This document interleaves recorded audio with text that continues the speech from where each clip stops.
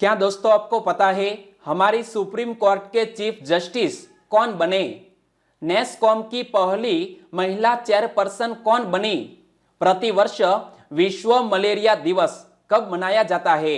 ऐसे ही 15 बड़ी खबरों को कवर करते हुए हमने आज का बोले तो 25 अप्रैल 2021 का करंट अफेयर का वीडियो तैयार किया है। क्वालिटी की दृष्टि से बेस्ट यह वीडियो, आप लास्ट तक देखें। लास्ट में मैं आपसे एक क्वेश्चन पूछूंगा जिसका आंसर आपको नीचे कमेंट बॉक्स में देना है। और अभी तक आपने हमारी जीके 2020 चैनल को सब्सक्राइब नहीं किया है तो सब्सक्राइब कीजिए, पास में जो बेल आइकन है उसे भी प्रेस कर दीजिए, क्योंकि आने वाले हर एक वीडियो की अपडेट आपको सबसे पहले मिले। चलिए बिना वक्त गवाए हम स्टार्ट करते हैं पहले क्वेश्चन से। पहला क्वेश्चन, हर साल विश्व स्तर पर विश्व मलेरिया दिवस कब मनाया जाता है? हर साल विश्व स्तर पर वर्ल्ड मलेरिया डे मनाया जाता है 25 अप्रैल को, यानी कि आज ही यह विश्व मलेरिया दिवस मनाया जा रहा है। यानी कि इस क्वेश्चन का सही आंसर है ऑप्शन ए, 25 अप्रैल विश्व मलेरिया दिवस।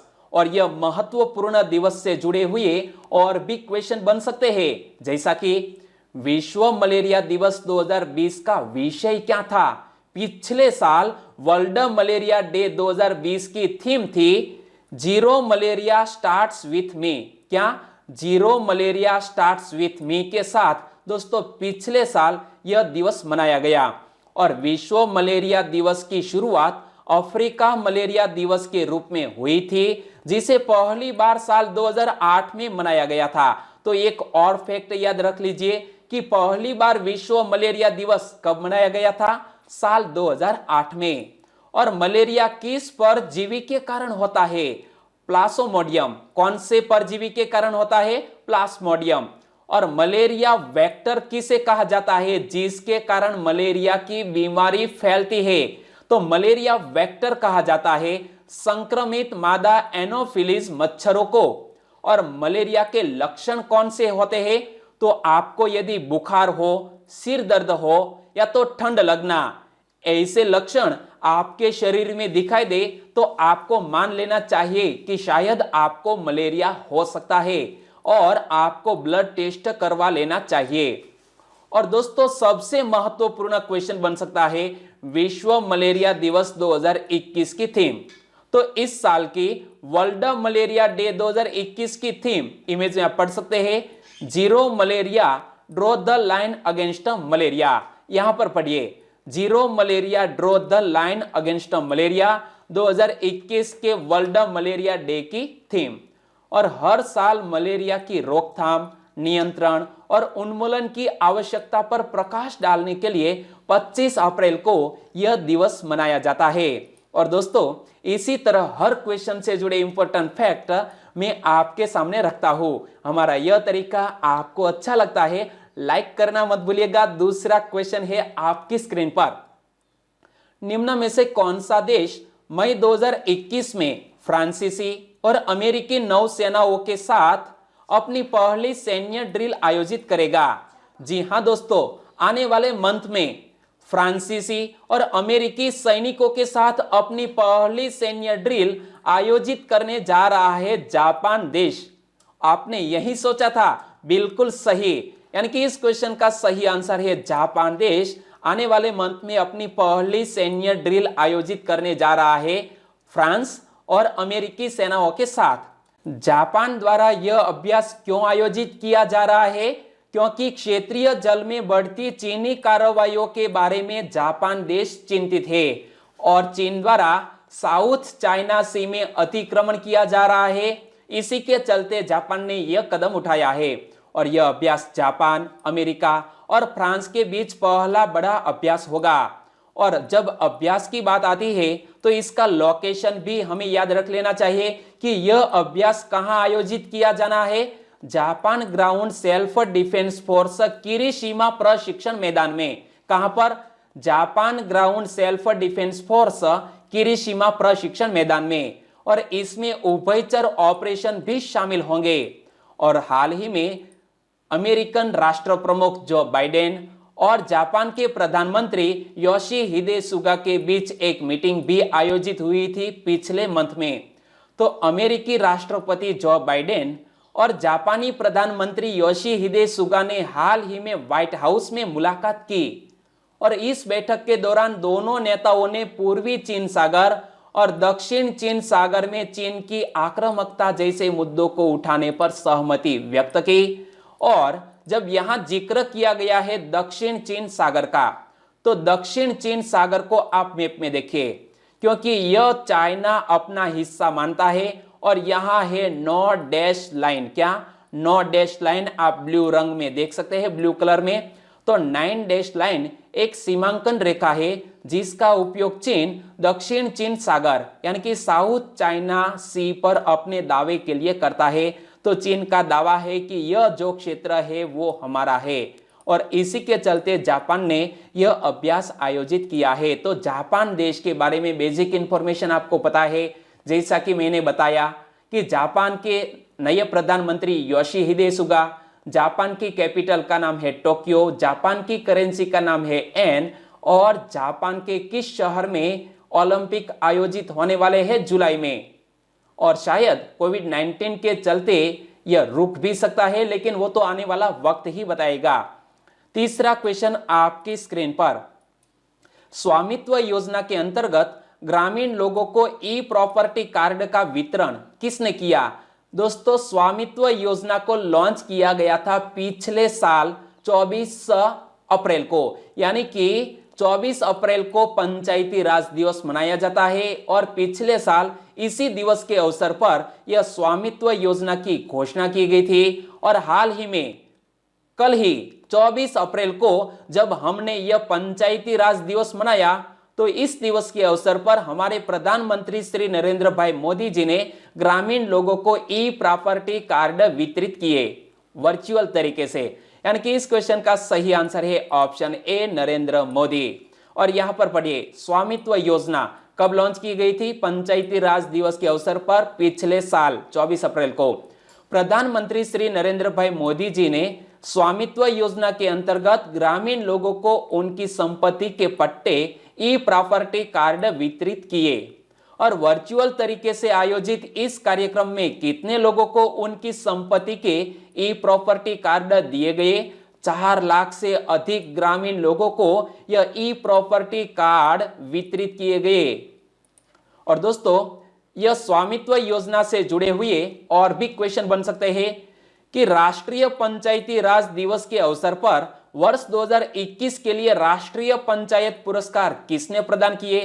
तो पंचायती राज के दिवस के अवसर पर हमारे प्रधानमंत्री श्री ने राष्ट्रीय पंचायत पुरस्कार प्रदान किए और ग्राम पंचायतों को 5 से 50 लाख रुपए तक की राशि उनके बैंक अकाउंट में दी गई है। और स्वामित्व योजना क्या है? टेक्नोलॉजी के जरिए गांवों के सर्वेक्षण और मानचित्रण की एक प्रमुख योजना है स्वामित्व योजना। और स्वामित्व योजना के बारे में इस इमेज को पढ़िए। प्रधानमंत्री नरेंद्र मोदी के द्वारा स्वामित्व योजना लोकार्पण राष्ट्रीय पंचायती राज दिवस 24 अप्रैल 2020 को, यानी कि पिछले साल यह स्वामित्व योजना को लॉन्च किया गया था। और स्वामित्व योजना का शुभारंभ कब किया गया था? तो हमें यह तारीख याद रखनी है, 24 अप्रैल 2020 को। और इस योजना का कार्यान्वयन 2020-21 में महाराष्ट्र, कर्नाटक, हरियाणा, उत्तराखंड, उत्तर प्रदेश, मध्य प्रदेश और पंजाब तथा राजस्थान के कुछ चुने हुए गांवों में प्रशिक्षण के तौर पर किया गया था, यानी कि ट्रायल के तौर पर पिछले साल इस योजना का अमलीकरण किया गया। और यहां हमने जिक्र किया है हमारे प्राइम मिनिस्टर का। तो नरेंद्र मोदी जी के संदर्भ में कौन सा कथन गलत है? यह क्वेश्चन मैंने आपको नरेंद्र मोदी जी के बर्थडे पर पूछा था, यानी कि 17 सितंबर को पिछले साल। तो यहां हमें सोचना है चारों सेंटेंस के बारे में। वे स्वतंत्र भारत में जन्मे पहले व्यक्ति है जो भारत का प्रधानमंत्री नियुक्त हुए हैं, बिल्कुल सही।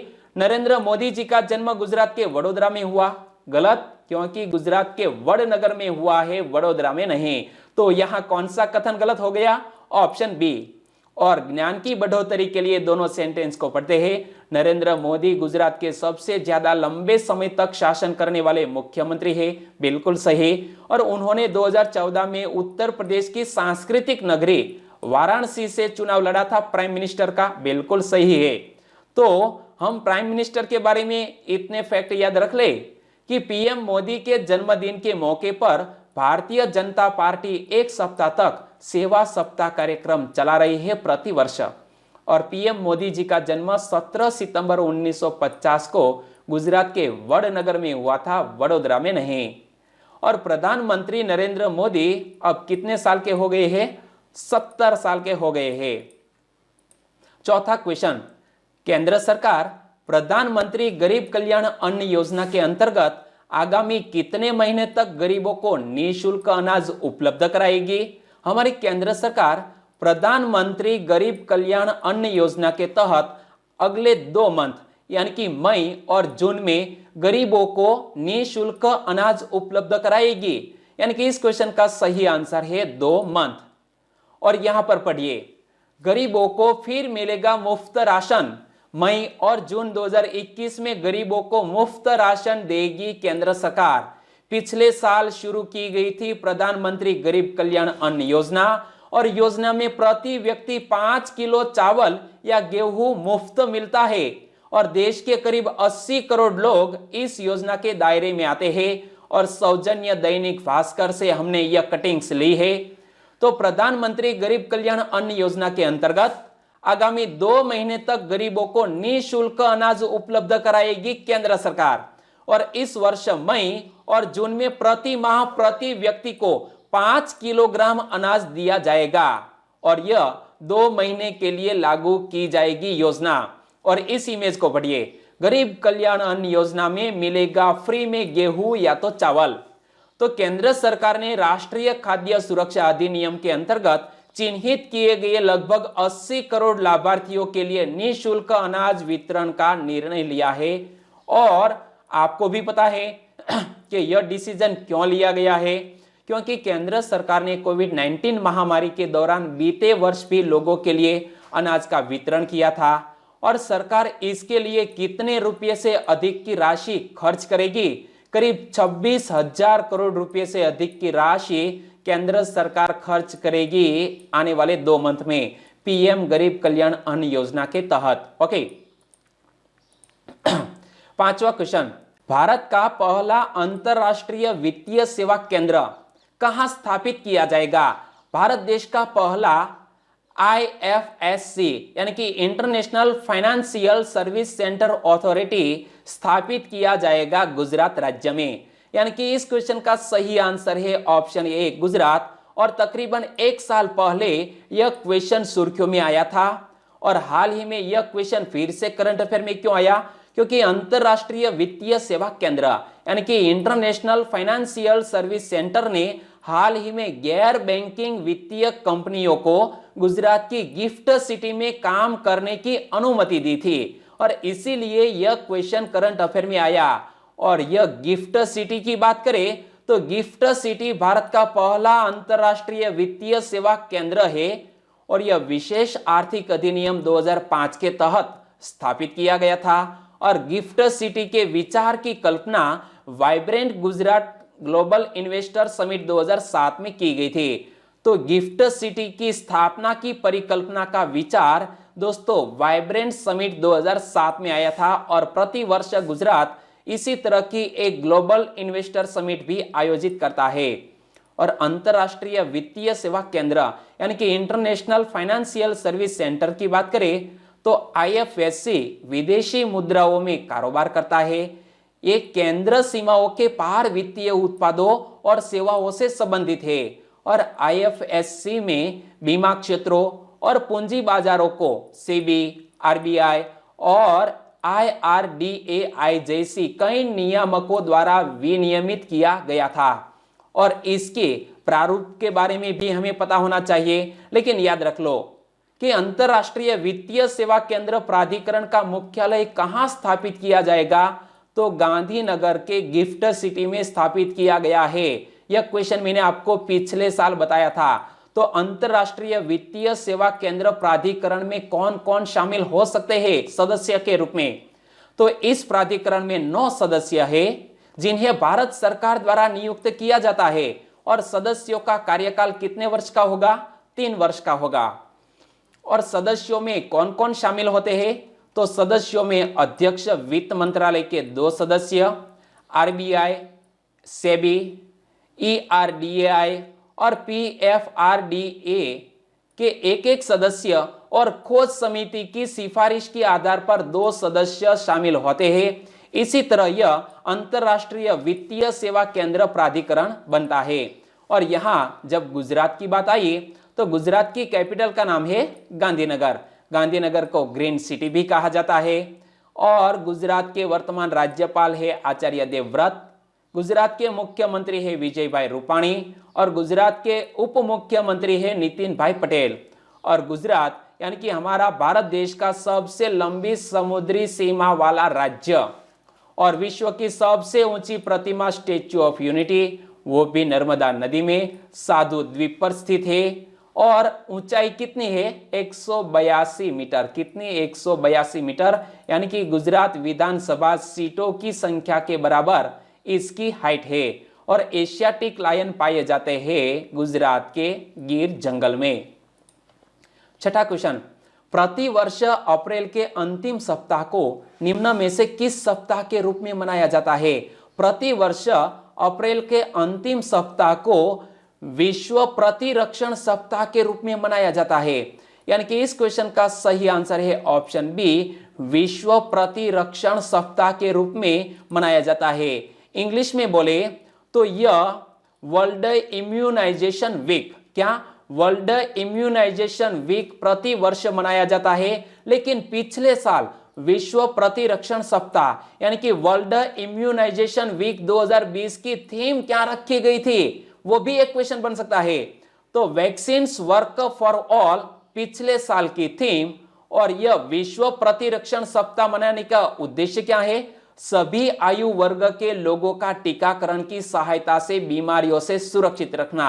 और यहां जब वैक्सीनेशन की बात आती है तो हमारी चैनल की ओर से आपको गुजारिश है कि आप भी कोविड-19 की वैक्सीन जरूर ले। कोई भी साइड इफेक्ट नहीं है और वैक्सीन के दोनों डोज लेने वालों की जो कोविड-19 से निपटने की शक्ति है वो तकरीबन 90% बढ़ जाती है। ओके। और विश्व प्रतिरक्षण सप्ताह को पहली बार कब आयोजित किया गया था? 2012 में। और इस वर्ष विश्व प्रतिरक्षण सप्ताह कब आयोजित किया जा रहा है? 24 अप्रैल से 30 अप्रैल के बीच मनाया जा रहा है। यहां पर पढ़िए, नेशनल इम्यूनाइजेशन अवेयरनेस वीक 24 से 30 अप्रैल 2021। ओके। और यह दिवस टीकाकरण के बारे में जागरूकता फैलाने के लिए मनाया जाता है। लेकिन इस साल के यह महत्वपूर्ण सप्ताह की थीम क्या रखी गई है वो हमारे लिए मोस्ट इंपोर्टेंट क्वेश्चन बन सकता है। तो विश्व प्रतिरक्षण सप्ताह यानी कि वर्ल्ड इम्यूनाइजेशन वीक 2021 की थीम यहां इमेज में पढ़िए, वैक्सीन्स ब्रिंग अस क्लोजर। क्या? वैक्सीन्स ब्रिंग अस क्लोजर, जो 2021 के वर्ल्ड इम्यूनाइजेशन वीक की थीम रखी गई है। ओके। 7वां क्वेश्चन, हाल ही में भारत के मुख्य न्यायाधीश कौन बने? हमारी सुप्रीम कोर्ट के चीफ जस्टिस अब बन गए हैं जस्टिस एन.वी. रमन। यानी कि इस क्वेश्चन का सही आंसर है option C, justice N V. Ramana हमारे चीफ जस्टिस ऑफ इंडिया बन गए हैं। यानी कि इस क्वेश्चन का सही आंसर है ऑप्शन सी। और हाल ही में जब उन्होंने पद की शपथ ली है इसीलिए यह क्वेश्चन एक बार फिर से सुर्खियों में आया कि हमारे न्यायमूर्ति एन.वी. रमन ने भारत के 48वें मुख्य न्यायाधीश के रूप में शपथ ले ली है।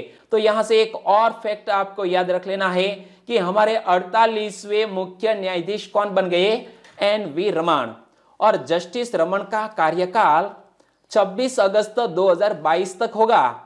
और जस्टिस एन.वी. रमन ने किसका स्थान लिया है? शरद अरविंद बोबडे का।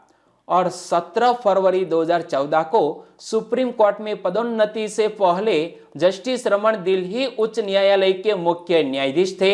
यानी कि दिल्ली हाई कोर्ट के जस्टिस के रूप में, चीफ जस्टिस के रूप में भी कार्य किया है एन.वी. रमन ने।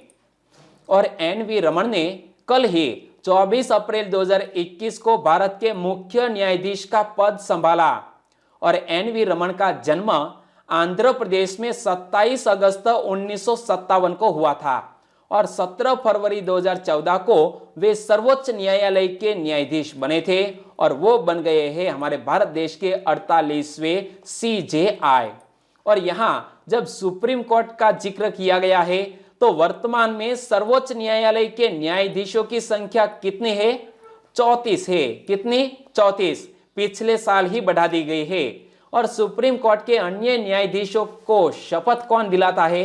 तो हमारे CJI, सुप्रीम कोर्ट के चीफ जस्टिस ही सुप्रीम कोर्ट के अन्य न्यायाधीशों को पद एवं गोपनीयता की शपथ दिलाते हैं। लेकिन हमारे चीफ जस्टिस ऑफ इंडिया को शपथ कौन दिलाते हैं? इसका आंसर आपको नीचे कमेंट बॉक्स में लिखना होगा।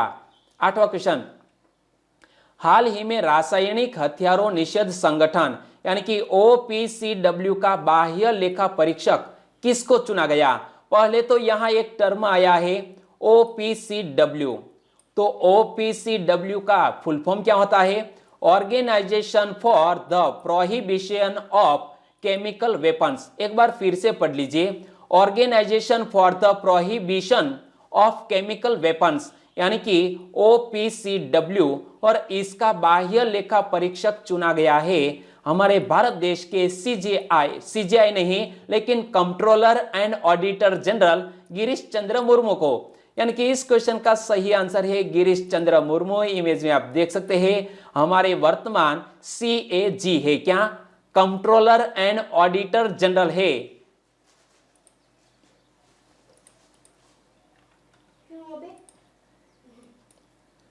हाल ही में रासायनिक हथियार निषेध संगठन यानी कि OPCW का बाह्य लेखा परीक्षक किसको चुना गया है? यहां एक क्वेश्चन में टर्म आया OPCW। इसका पूर्ण स्वरूप क्या होता है? Organisation for the prohibition of chemical weapons, OPCW का फुल फॉर्म। और इसके बाह्य लेखा परीक्षक के रूप में चुना गया है गिरीश चंद्र मुर्मू को। यानी कि इस क्वेश्चन का सही आंसर है गिरीश चंद्र मुर्मू, हमारे वर्तमान कंट्रोलर एंड ऑडिटर जनरल। कौन? गिरीश चंद्र मुर्मू। तो भारत के नियंत्रक एवं महालेखा परीक्षक गिरीश चंद्र मुर्मू को रासायनिक हथियार निषेध संगठन यानी कि OPCW का बाह्य लेखा परीक्षक चुना गया है। और गिरीश चंद्र मुर्मू का चुनाव 3 वर्षीय कार्यकाल के लिए किया गया है। यानी कि वो अगले 3 साल तक के लिए इसके बाह्य लेखा परीक्षक होंगे।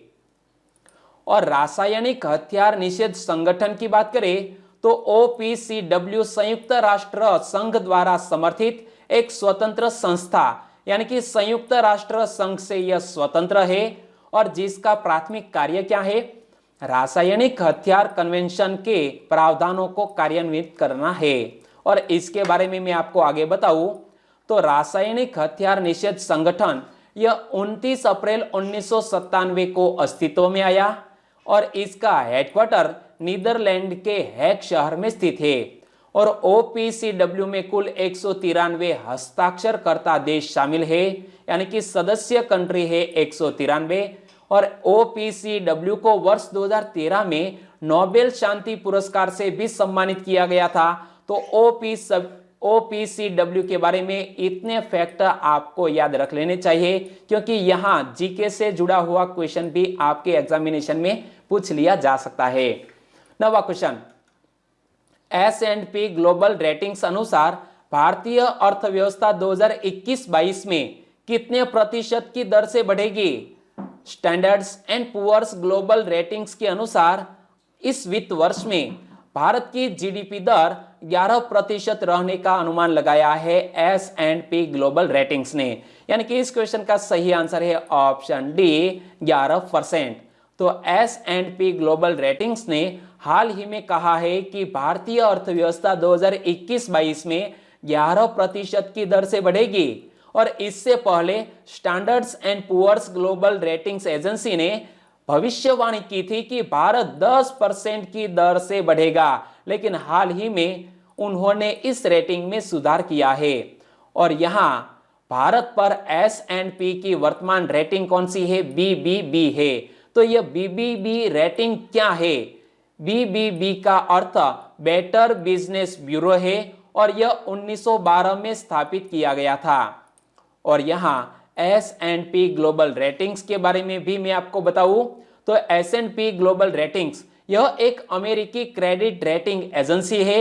यह ब्रांड, स्टॉक और वस्तुओं पर वित्तीय अनुसंधान और विश्लेषण प्रकाशित करता है।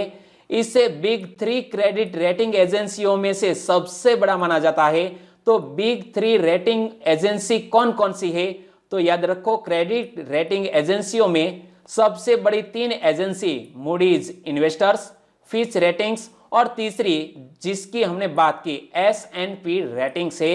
यह विश्व की सबसे 3 बड़ी रेटिंग एजेंसी।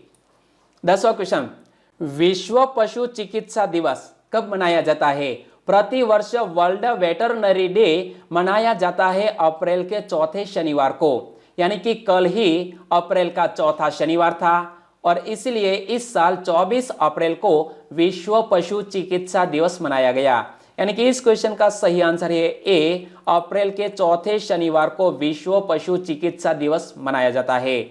और दोस्तों, पिछले साल यह चौथा शनिवार कब था? 25 अप्रैल को। तो विश्व पशु चिकित्सा दिवस 2020 का विषय क्या रखा गया था? पिछले साल यह वर्ल्ड वेटरनरी डे की थीम रखी गई थी, पशु और मानव स्वास्थ्य में सुधार के लिए पर्यावरण संरक्षण। और वर्ष 2000 से विश्व पशु चिकित्सा संघ के द्वारा विश्व पशु चिकित्सा दिवस मनाया जा रहा है। और यह दिवस मनाने की शुरुआत किसने की थी? वो भी एक मोस्ट इंपोर्टेंट क्वेश्चन बन सकता है। तो विश्व पशु चिकित्सा संघ यानी कि वर्ल्ड वेटरनरी एसोसिएशन के द्वारा यह दिवस मनाने की शुरुआत हुई थी। और किस उद्देश्य से यह दिवस मनाया जाता है? पशुओं में पाए जाने वाले जीवाणुओं का दवाओं के प्रति प्रतिरोध विषय पर चर्चा और बीमारियों के बारे में लोगों में जागरूकता पैदा करने हेतु यह दिवस मनाया जाता है। और इस साल के वर्ल्ड वेटरनरी डे 2021 की थीम क्या रखी गई है? वो हमारे लिए मोस्ट इंपोर्टेंट क्वेश्चन बन सकता है। तो इस साल की थीम रखी गई है the veterinarian response to the कोविड-19 क्राइसिस। तो यहां पर पढ़िए, this year it is celebrated on 24 April यानी कि 24 अप्रैल को यह दिवस मनाया गया। और the theme of world veterinary day 2021 की theme the veterinarian response to the कोविड-19 क्राइसिस रखी गई है। 11वां क्वेश्चन आपकी स्क्रीन पर, मंगल ग्रह के वायुमंडल में कौन सी वायु सबसे अधिक मात्रा में मौजूद है? दोस्तों, यह मंगल ग्रह हाल ही में सुर्खियों में रहा है क्योंकि नासा का जो परसिवरेंस रोवर है वो अब मंगल की सतह पर है। और मंगल की सतह पर मौजूद यह परसिवरेंस रोवर के एक उपकरण ने वहां पर ऑक्सीजन बनाई है, यानी कि इसीलिए मंगल ग्रह सुर्खियों में आया है। और तकरीबन यह परसिवरेंस रोवर के उपकरण ने 5 ग्राम ऑक्सीजन बनाई। और यह 5 ग्राम ऑक्सीजन से एक इंसान कितने समय तक के लिए जिंदा रह सकता है? 10 सेकंड तक के लिए। और इसीलिए यह क्वेश्चन सुर्खियों में आया है कि मंगल ग्रह के वायुमंडल में सबसे अधिक मात्रा में कार्बन डाइऑक्साइड मौजूद है। कितने प्रतिशत? 96%। यानी कि इस क्वेश्चन का सही आंसर है कार्बन डाइऑक्साइड। 12वां क्वेश्चन आपकी स्क्रीन पर, हाल ही में इद्रिस डेबी इट्नो का निधन हो गया। वे किस देश के राष्ट्रपति थे? दोस्तों, नाम थोड़ा डिफिकल्ट है, एक बार फिर से पढ़ लीजिए। इद्रिस डेबी इट्नो का निधन हो गया। वो एक अफ्रीकी देश, चाड देश के राष्ट्रपति हाल ही में 6ठी बार चुने गए थे। यानी कि इस क्वेश्चन का सही आंसर है चाड कंट्री। और हाल ही में एक विद्रोहियों द्वारा जानलेवा हमला किया गया और जिनके कारण गंभीर रूप से घायल होने के बाद निधन हो गया है। तो राष्ट्रपति का चुनाव 6ठी बार जीतने के एक दिन बाद ही अफ्रीकी देश चाड के राष्ट्रपति इद्रिस डेबी इट्नो इद्रिस डेबी इट्नो की मौत विद्रोहियों के हमले में घायल होने के बाद हो गई है। और यहाँ जब हम चाड देश के इस राष्ट्रपति की बात करते हैं तो इद्रिस डेबी पिछले 30 साल से चाड के राष्ट्रपति थे। और 11 अप्रैल को हुए राष्ट्रपति चुनाव में लगातार छठी बार उन्होंने जीत हासिल की थी और हाल ही में विद्रोहियों द्वारा हमला किया गया और निधन हो गया। और चाड की बात करते हैं तो यह अफ्रीकन कंट्री को आप मैप में देखिए, यह है चाड कंट्री, जिसके अगल बगल में लीबिया, नाइजर और यहाँ पर सेंट्रल अफ्रीकन रिपब्लिक और सूडान और यहाँ पर नाइजीरिया, इतने देशों से जुड़ा हुआ यह चाड देश। और चाड अंतरराष्ट्रीय सौर गठबंधन यानी कि international solar alliance Bharat France पहल का एक सदस्य देश है और चाड की राजधानी का नाम है अनजमेना और चाड की करेंसी है central African CFA franc. Okay, 13वां क्वेश्चन, हाल ही में नेस्कॉम की पहली महिला चेयरपर्सन किसको नियुक्त किया गया? नेस्कॉम की पहली महिला चेयरपर्सन नियुक्त किया गया है रेखा मेनन को, यानी कि इस क्वेश्चन का सही आंसर है रेखा मेनन। इमेज में आप देख सकते हैं एक्सेंचर इंडिया की चेयरपर्सन रेखा एम मेनन को national association of software and services companies, short में बोले तो नेस्कॉम की चेयरपर्सन नियुक्त किया गया है, जो सॉफ्टवेयर लॉबी ग्रुप के 30 साल के इतिहास में शीर्ष पद प्राप्त करने वाली पहली महिला बन गई है। इसलिए आपको नाम याद रख लेना है, रेखा एम मेनन वो बन गई है नेस्कॉम की पहली महिला चेयरपर्सन और वह नेस्कॉम की चेयरपर्सन के रूप में इंफोसिस के मुख्य परिचालन अधिकारी UB प्रवीण राव की जगह लेंगी और TCS के अध्यक्ष कृष्णन रामानुजम उपाध्यक्ष होंगे नेस्कॉम के। और नेस्कॉम का मुख्यालय कहां पर स्थित है? नई दिल्ली में। और नेस्कॉम की स्थापना कब हुई? 1 मार्च 1988 को नेस्कॉम की स्थापना हुई है। 14वां क्वेश्चन, RBI ने निम्न में से किस बैंक के अंशकालिक अध्यक्ष के रूप में अतनु चक्रवर्ती की नियुक्ति को मंजूरी दी? हमारे रिजर्व बैंक ऑफ इंडिया ने अतनु चक्रवर्ती, इमेज में आप देख सकते हैं, उनको HDFC बैंक के अंशकालिक अध्यक्ष के रूप में नियुक्त किया गया है, यानी कि इस क्वेश्चन का सही आंसर है HDFC बैंक।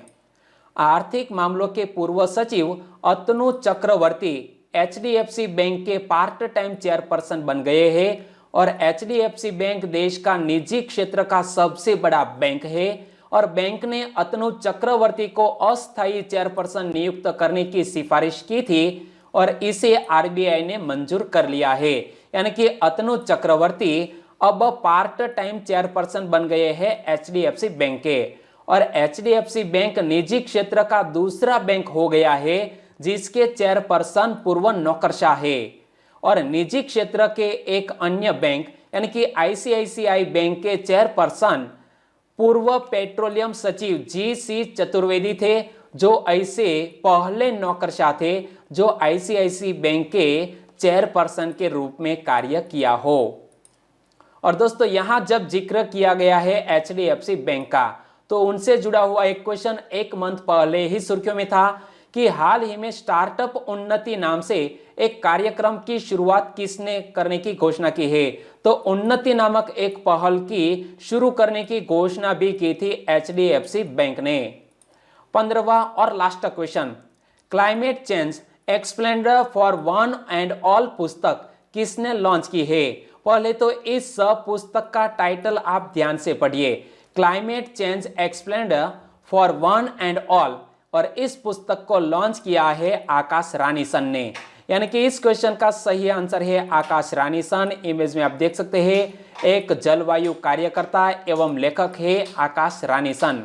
तो जलवायु कार्यकर्ता लेखक आकाश रानीसन ने पृथ्वी दिवस के अवसर पर यानी कि 22 अप्रैल को एक नई ई पुस्तक climate change explained for one and all, क्या climate change explained for one and all पुस्तक लॉन्च की। इमेज में आप इस पुस्तक के फ्रंट पेज को भी देख सकते हैं। और इस किताब के बारे में मैं आपको बताऊं तो यह पुस्तक जलवायु परिवर्तन के बारे में तथ्यों, आंकड़ों और जानकारी का मिश्रण है, जिसमें ग्रीन हाउस प्रभावों, ग्लोबल वार्मिंग, कार्बन फुटप्रिंट और निकट भविष्य में पृथ्वी पर उनके प्रभाव जैसे विषयों को शामिल किया गया है इस पुस्तक में।